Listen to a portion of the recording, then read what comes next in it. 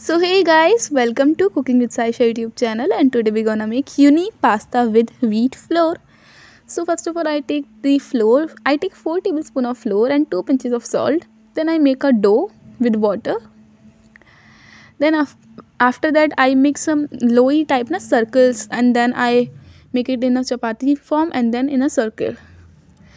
Then I fold it like this and like this from this side.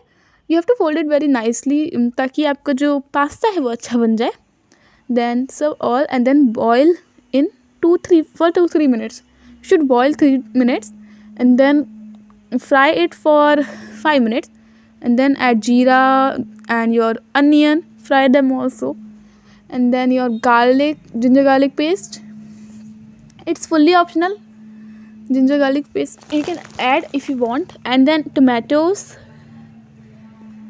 and fry them. Then you add salt as per taste, then haldi, amchur powder, and maggi masala,